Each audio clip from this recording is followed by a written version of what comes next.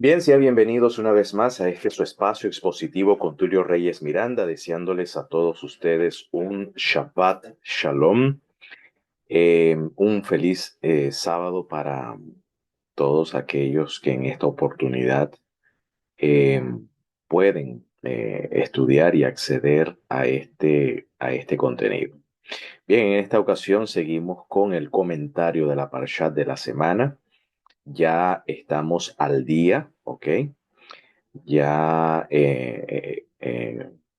con la ayuda del Eterno, ya hemos logrado pues actualizarnos en el seguimiento del estudio de la parashá de la semana en conjunto con el resto de las comunidades que siguen este orden de estudiar cada semana la parashá de la semana. Así que ya estamos actualizados.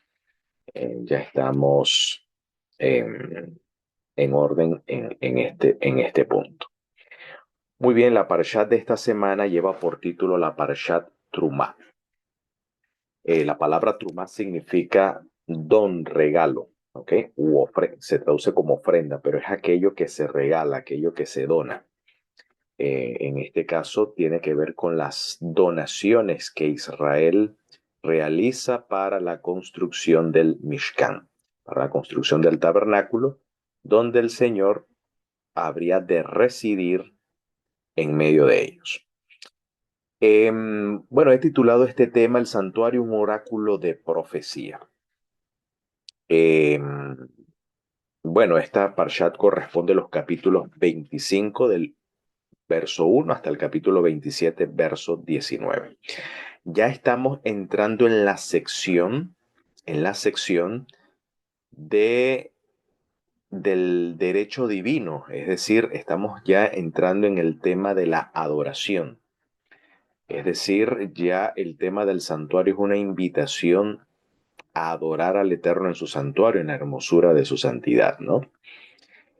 Pero en esta ocasión quiero darle a este comentario, el tema del santuario, que lamentablemente en Occidente y también en parte el pueblo judío ha caído lamentablemente en esta desgracia de que a la hora de estudiar el santuario, no ve el santuario como un oráculo de profecía, sencillamente como un anexo a la Torá o como un anexo doctrinal, pero no como un oráculo de profecía. ¿A qué me refiero con esto? Bueno,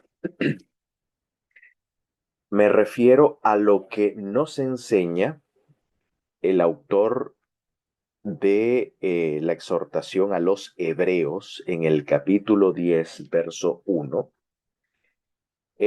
Aquí estoy utilizando una versión hebrea del Nuevo Testamento. Aclaro que el Nuevo Testamento, por supuesto, no fue escrito o no tenemos documentos que originalmente se hayan escrito en hebreo, aunque la tradición eclesiástica señala de que los documentos, algunos documentos que conforman el cuerpo del Nuevo Testamento fueron escritos en lengua hebrea o aramea y que posteriormente fueron traducidos al griego. Hay testimonios de la historia temprana eclesiástica sobre eso, pero hoy en día no tenemos manuscritos en lengua semítica, solamente en griego, solamente en latín, aunque sí, ciertamente sí tenemos, disculpen, sí tenemos algunos documentos como el Diatésaron y la Peshitta aramea, están en lengua aramea, y algunos documentos en copto, ¿ok? Del Nuevo Testamento y en latín. Pero bueno, se cree que mayormente estos documentos fueron escritos en griego. Bueno, independientemente de ello, aquí estoy utilizando una traducción o una versión del griego al hebreo que me parece simpática, ¿ok? Y la estoy aquí utilizando. Bueno, Hebreos capítulo 10, verso 1 dice lo siguiente. HaTorah, la Torah, ¿ok? Asher va zel tovot ha'atidot. Esto quiere decir la Torah en la que solo hay una sombra. Zel, ¿ok? Zel es sombra. Dice, de las cosas buenas venideras o del futuro, ¿ok? Tobot Hatidot.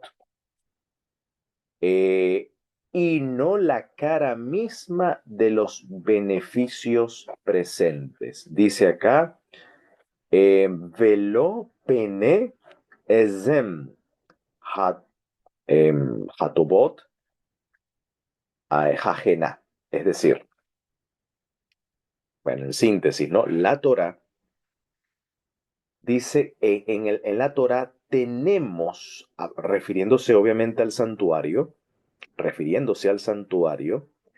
dice que tenemos una sombra de las cosas buenas que habrían de venir, del futuro que se acercaría, de las cosas buenas del futuro. Es decir, una sombra de lo venidero. Y no, es decir, el santuario terrenal o el templo que en los días en que el autor de Hebreo escribe esta exhortación estaba ya vigente, estaba presente en el siglo primero. Había levitas, había sacerdotes, hijos de Aarón, ministrando en el templo en Jerusalén, lo que se conoce como el segundo templo que fue destruido por los romanos. Ese santuario estaba activo, pero según el autor dice que ese santuario, ese templo, es una sombra.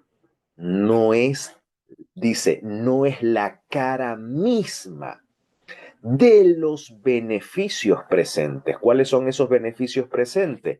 Esas cosas buenas que habían de venir, esas cosas buenas que se harían presente en lo futuro, pero que aquí el autor de Hebreos está señalando, pero que ya están presentes. ¿Ok? Por tanto, por tanto, el autor de Hebreos te está diciendo, nos está diciendo, mejor dicho, nos está comunicando que en la Torah, el santuario, el tema del santuario, es una sombra de los beneficios presentes. ¿Qué quiere decir una sombra de los beneficios presentes? Muy bien, dejemos que el mismo autor se explique. El autor se explica en Hebreos capítulo 8, verso 5, cuando dice lo siguiente, utilizando esta versión hebrea, y tiene aquí la traducción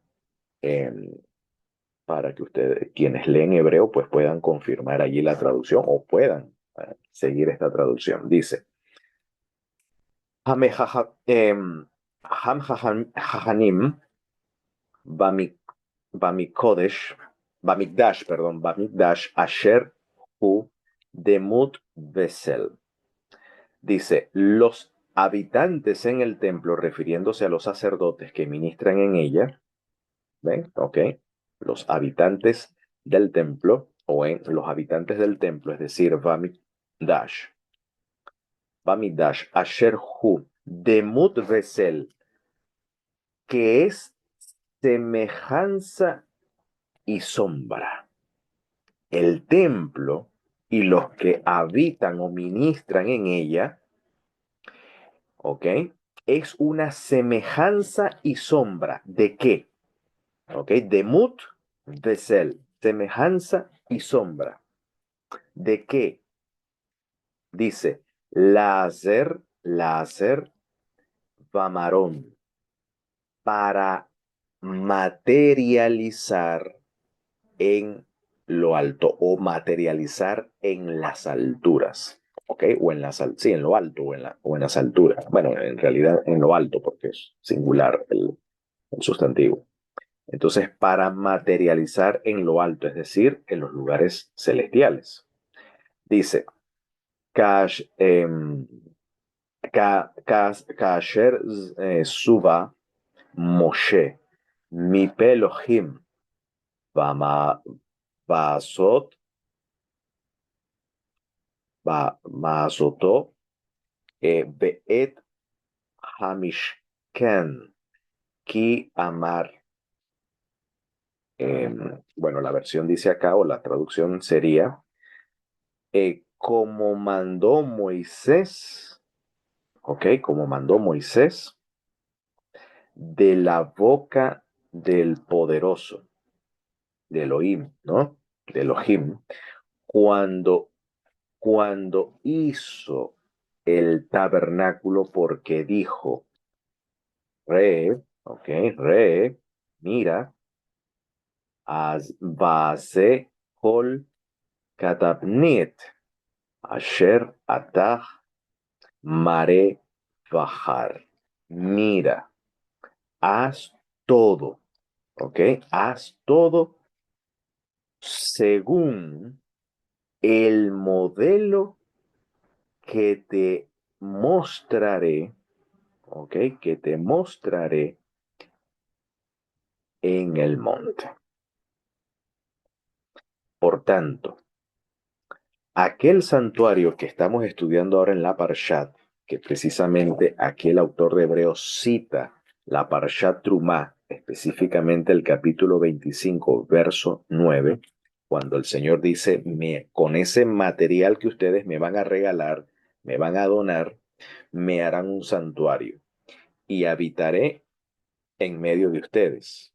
Mira, le dice a Moshe, el eterno Moshe, mira, haz todo conforme al tabnit, conforme al modelo, conforme al original,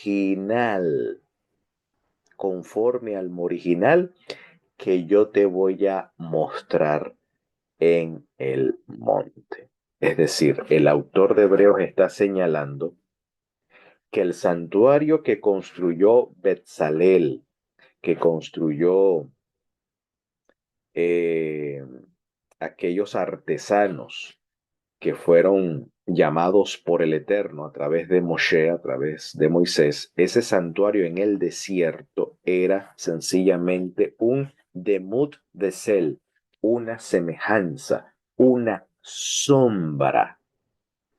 Esta sombra que se materializaría en lo alto y que ese, ese santuario que se materializaría en lo alto sería el modelo o es el modelo que le fue mostrado a Moisés en el monte, del cual dio instrucciones de hacer algo semejante, de hacer algo parecido a ello. Eso es lo que aquí el autor de Hebreos nos está indicando. Entonces, la Torá, en la Torá tenemos una sombra de los beneficios presentes. Por tanto, si queremos comprender esos beneficios presentes, necesitamos ir a la sombra, necesitamos estudiar la sombra. Por eso que cuando estudiamos la Parshat Trumá, las subsiguientes parshot que han de venir, cuando estudiamos el libro de Levíticos, por ejemplo el Sefer Vayikra, y estudiamos todos los rituales del santuario, estamos estudiando la sombra de los beneficios o de los bienes venideros, ¿ok? De los bienes que ya están presentes. Ahora, ¿qué quiere decir esto? Que es vital, esto es un firme fundamento, un firme ancla, que cuando estudiamos el santuario, no es solamente un tema, no solamente es un tema, sino que es un oráculo de profecía. Permítanme citar a la autora adventista Ellen White en su libro Conflicto de los Siglos. Ella comprendió muy bien este punto cuando señala lo siguiente: el tema del santuario fue la llave que abrió. Noten, ella llama el tema del santuario como la llave que abre la vista a un sistema completo de verdad, conectado y armonioso. Quiere decir que si usted quiere hacer teología sistemática, no puede hacerlo sin comprender el santuario. Si usted quiere hacer teología sistemática sobre el juicio, no puede ignorar el santuario.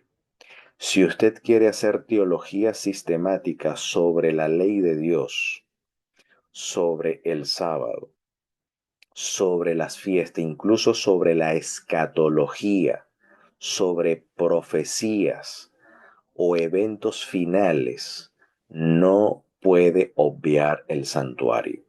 Si usted quiere estudiar el tema de la expiación, de la mediación sumo sacerdotal, si usted quiere estudiar el tema del perdón de los pecados, la santificación, el tema de la glorificación, el tema de la redención, de la reconciliación, cualquier sea el estado de los muertos, incluso cualquier sea el tema bíblico, especialmente lo que tiene que ver con la soteriología y la escatología, no puede obviar el santuario, porque en el santuario todos estos temas se encuentran, todos estos temas se congregan allí como un sistema completo, como un sistema bien compacto de verdad inamovible.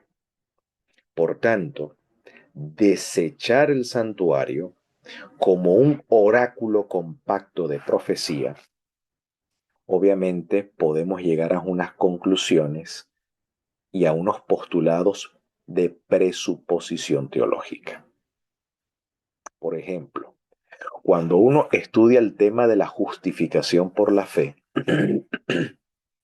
podemos correr el riesgo de estudiar la justificación por la fe según los postulados de la Reforma Protestante que no se amparan en las Escrituras. El hecho de que la Reforma Protestante cite Romanos y cite Gálatas, ¿ok? Para sostener una visión del tema de la justificación por la fe, no prueba de que sea bíblico. ¿Por qué? Porque los reformadores enseñaron la justificación por la fe bajo unos postulados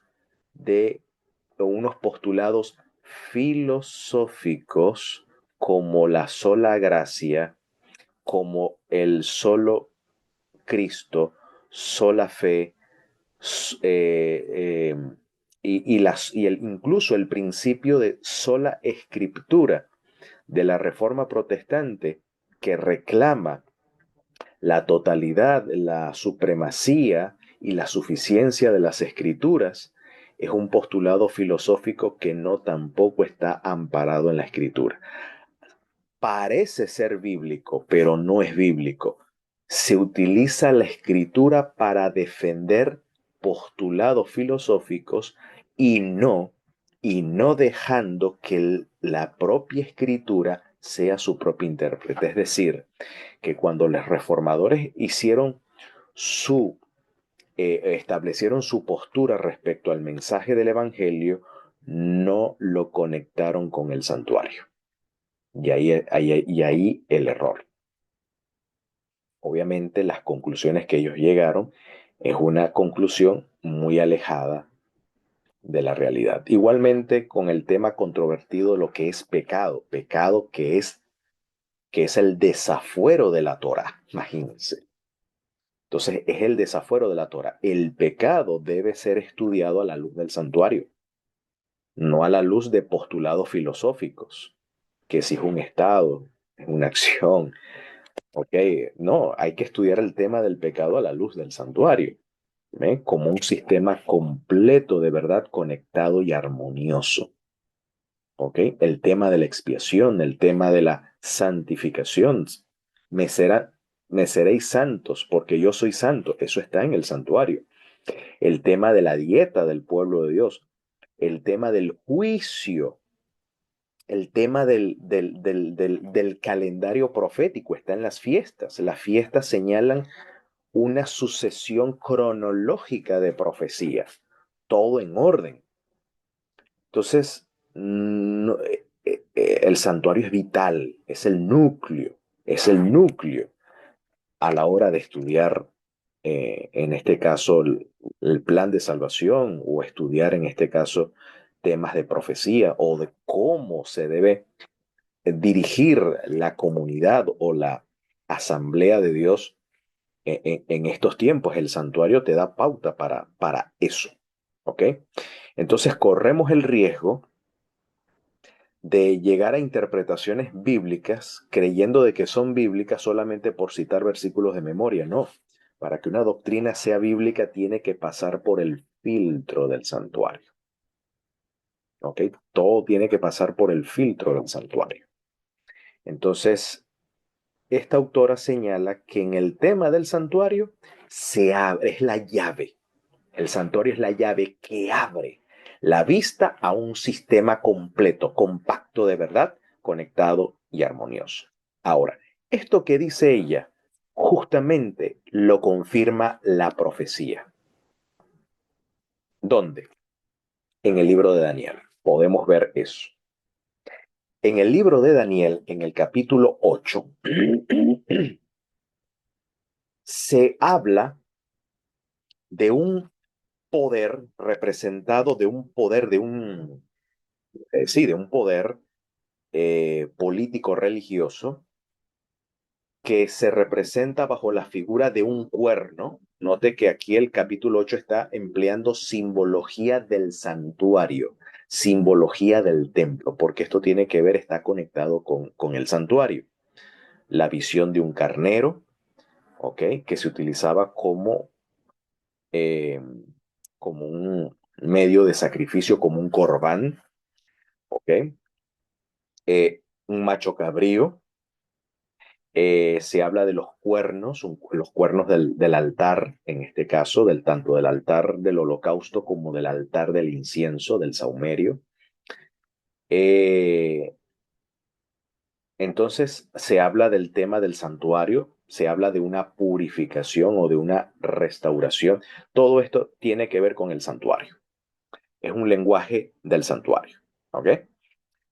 Entonces, hablando específicamente desde el verso 9 en adelante hasta el verso 14, 9 al 14 de Daniel 8, se profetiza de un reino, de un poder en sucesión al carnero que representa a Medio Persia, según lo explica el mismo ángel en la visión en el capítulo 8, lo explica. Y también el macho cabrío que representa a Grecia. ¿Ok? En sucesión y en orden, según la historia, viene Roma. Así que este cuerno pequeño representa en su primera fase a Roma imperial. ¿Ok? Cuando dice lo siguiente, de uno de ellos salió un cuerno pequeño. No voy a entrar en detalles gramaticales que están aquí en el hebreo, que hay sustantivos masculinos y femeninos, que bueno, no voy a entrar en una explicación complicada de eso, no es el tema ahora. Pero en síntesis, este cuerno pequeño que representa a Roma, algunos interpretan que se refiere a Antíoco IV Epífanes del reino Seleucida, que todavía, cuando todavía Roma no había conquistado Jerusalén. Este servidor sostiene que es Roma, este cuerno pequeño, no solamente yo. Hay una tradición rabínica también, por ejemplo, Abarbanel, en la Edad Media interpreta que este cuerno pequeño se refiere a Roma. Entonces, este cuerno pequeño, dice, creció mucho al mediodía, es decir, al sur, ¿ok? Al oriente y hacia la tierra deseable. Este verbo salir, yatza, tiene que ver con conquistas militares, ¿ok? Y dice que se engrandece hasta el ejército del cielo. Aquí el ejército del cielo es el pueblo de Dios, el pueblo judío, ¿ok? Que se compara como un ejército. Y parte del ejército, recuerden la promesa dada a Abraham que la descendencia de Abraham sería como el ejército, como las estrellas del cielo, ¿no? Y a las estrellas del cielo, a eso es lo que se le llama eh, los ejércitos o las huestes, de caso las estrellas. Entonces el pueblo judío es comparado con el ejército del cielo y parte del ejército de las estrellas echó por tierra y las pisoteó. ¿Ok?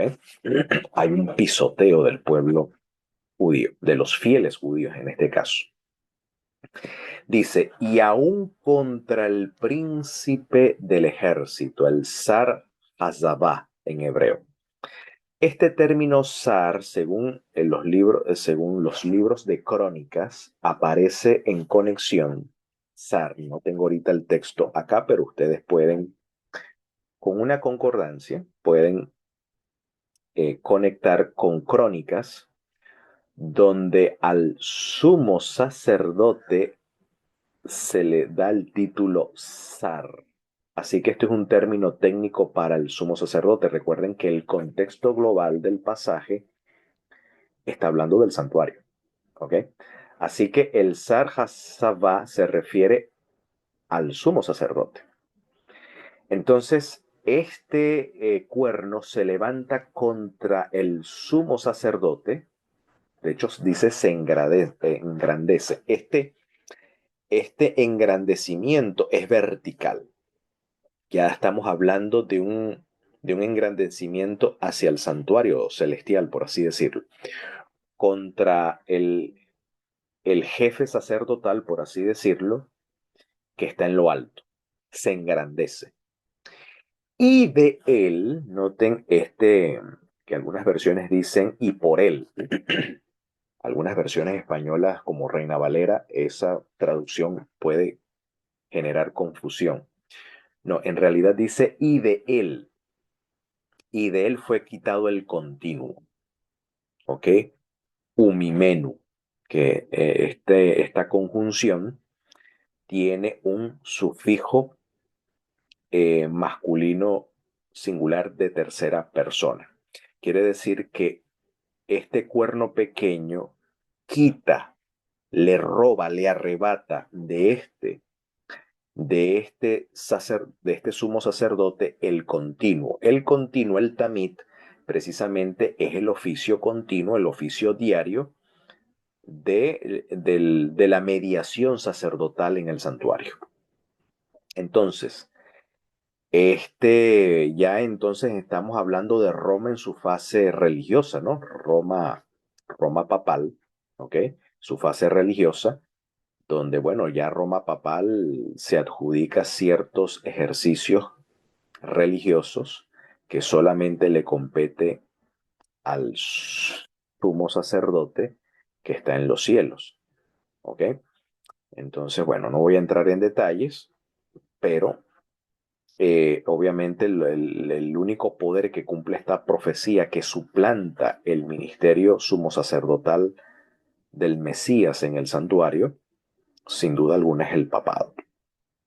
Y con su oficio, dice acá, el lugar de su santuario fue echado por tierra. Noten esta expresión que es similar a lo que vamos a leer a continuación. Fue echado por tierra. Dice, hay un paralelismo acá. Y el ejército le fue entregado, ¿cuál ejército? El que está hablando en el versículo número 11. El ejército le fue entregado en la rebelión contra el continuo. Es decir, el cuerno pequeño, ¿ok? Que primeramente cumple una fase militar de conquista, luego una fase religiosa de usurpación. Y en esa fase religiosa de usurpación se le llama este acto como una rebelión, como una abominación, porque la palabra hebrea aquí es peshá, es rebelión, transgresión, o sea, rebelarse contra una institución establecida, ir en contra de, o sea, totalmente en contra. O sea, o sea, es levantarse en contra, ¿ok? Entonces, este cuerno pequeño se levanta en contra del continuo y por eso, eh, por, eh, por designio divino, se le entrega el ejército a este cuerno pequeño, pero noten lo que hace: y echó por tierra la verdad. Según el versículo anterior, lo que echó por tierra fue el santuario. Por tanto, al santuario se le llama aquí la verdad.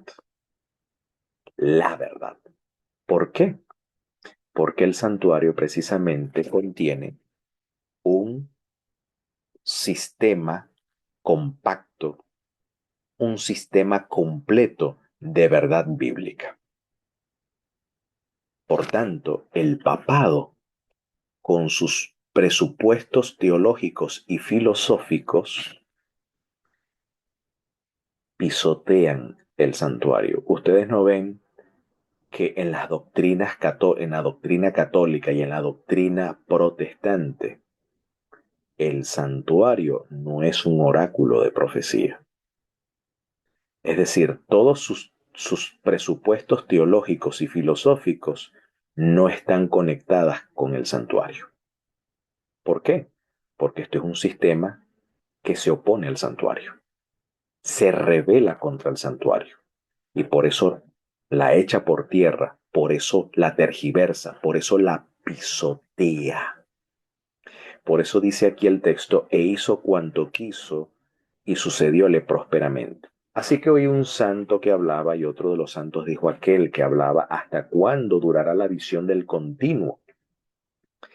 Y la rebelión asoladora, es decir, esta rebelión que trae asolamiento, no solamente al ejército, al pueblo de Dios, sino también hacia la verdad misma, que es el santuario.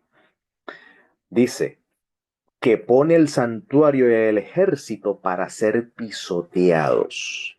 Y él me dijo: hasta 2300 días de tarde y mañana, y el santuario será restaurado. Es decir, que esta verdad que fue pisoteada sería restaurada. Por lo tanto, por lo tanto, volver al principio de sola escritura,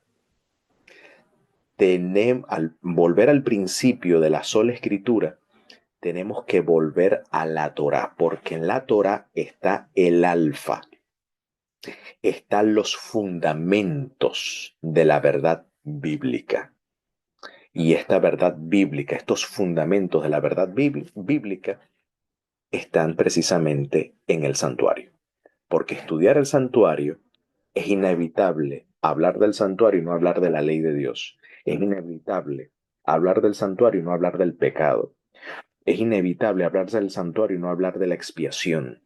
Es inevitable hablar del santuario y no hablar del juicio.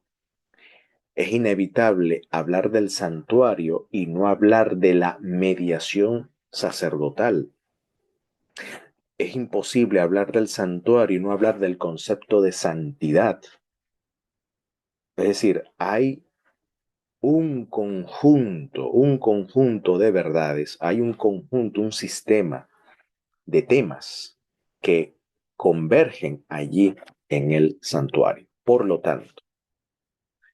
tanto, desviarse del estudio del santuario, podemos caer, podemos caer en el peligro de aliarnos al cuerno pequeño que se opone en rebelión contra el príncipe del ejército, contra el príncipe de las huestes o contra el jefe de las huestes, y también estaríamos, al igual que el cuerno pequeño, echando por tierra la verdad al pisotear el santuario.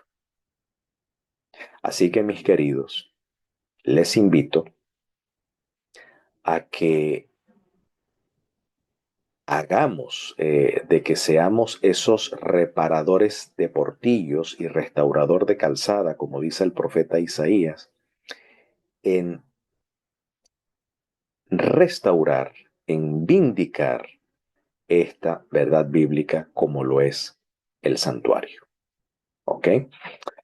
Donde precisamente el autor de Hebreos nos hace saber lo siguiente: mas estando ya presente el Mesías, sumo sacerdote de los beneficios que habían de venir por el más grande y más perfecto tabernáculo, no hecho de manos, es a saber, no de esta creación. Si queremos comprender, si queremos comprender la obra de expiación que nuestro Mesías, nuestro sumo sacerdote, oficia en el santuario administrando los beneficios, ¿ok?, que este sacerdote otorga al pueblo, no podemos comprender esto sin entender, obviamente, sin conectar esto con la sombra, con estos fundamentos. Por eso, podemos decir con toda claridad que la comprensión correcta del santuario prácticamente, y no solamente del santuario, sino del ministerio de nuestro sumo sacerdote en el santuario, viene siendo el fundamento de nuestra fe. Y no, como muchos citan a veces Hebreos capítulo 12, puesto los ojos en Jesús, el autor y consumador de la fe. Pero a veces no tomamos en cuenta de que poner los ojos en Jesús es ponerlo precisamente en, en Jesús según el oficio y en el lugar donde Él actualmente nos está ministrando. Y Jesús precisamente, o Yeshua precisamente, nos está ministrando es desde el santuario celestial. Y por lo tanto debemos, o se nos exhorta, las escrituras nos exhortan a mirar a Jesús, el autor, el consumador de nuestra fe, en precisamente en la posición que ahora ocupa como sumo sacerdote de los beneficios que habían de venir, donde allí precisamente Yeshua está efectuando una obra importante, ¿ok? Siguiendo, por supuesto, el esquema profético o el oráculo de la profecía, como lo es en este caso el santuario. Así que en este viaje de estudio de la Parashá de la semana, le hago la invitación, le extiendo la invitación a que estudiemos juntos el santuario y que allí podamos, con la ayuda de lo alto, comprender aquellos misterios ocultos desde los siglos, pero que ahora en el Mesías sean hechos manifiestos en estos últimos tiempos. Y mientras estos secretos están siendo desvelados por el Espíritu Santo en el presente, en nuestros corazones, podamos hacer como dice el apóstol Pedro, que podamos estar atentos a la palabra profética más segura, la cual hacemos bien estar atentos como a una antorcha que ilumina en un lugar oscuro hasta que el lucero de la mañana salga en nuestros corazones. Y también nuestros Mesías, Yeshua, pueda salir de su santuario y que pueda aparecer pronto y en nuestros días, y a ello podamos decir amén. Shabbat Shalom para todos ustedes.